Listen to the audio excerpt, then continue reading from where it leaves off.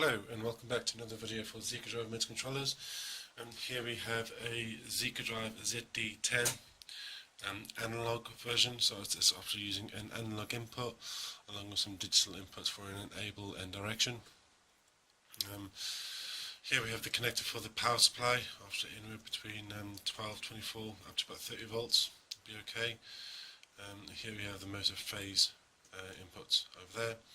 Here we have the 12-way I/O connector, which can be used for connecting all the analog inputs and the digital inputs, etc. And these are additional 4 inputs that can be used for various purposes, very flexible for various applications.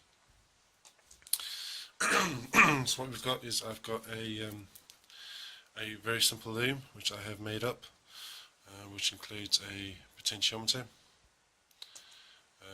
And basically just 2 inputs. You can have them as switches if you want, which will just be used as a directional and an enable input for those.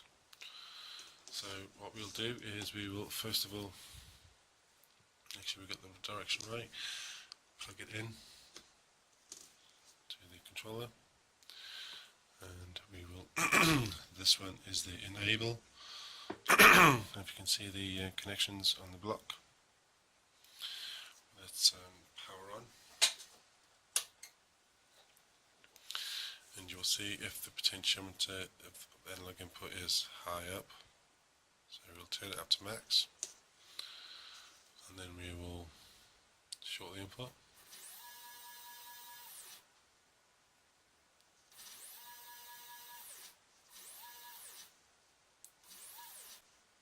You can just see it acts as a simple enable. When the connection is made, the motor will rotate. As soon as it's released, it will stop. So what we can do, these are all very low voltage connections. There's no harm in handling these connections by hand. So we will take the enable input, screw it into place, so they can't go out. Now we are free to change the speed with the potentiometer.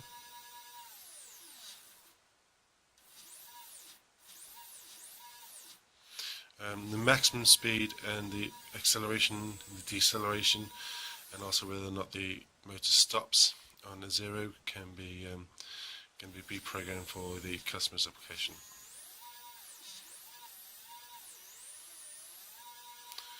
And then we have the final pin, which is a directional input pin.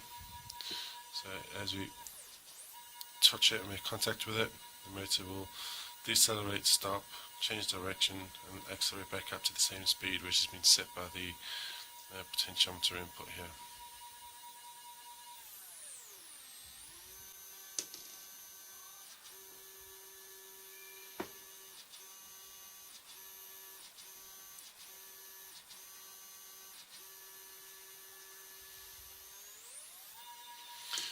The current settings, etc.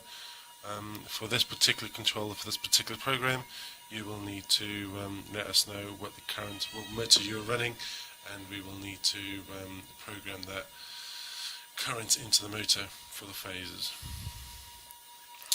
We can put that one on and screw that one in. We can let that go. Okay. And that's the end of the program. Thank you very much.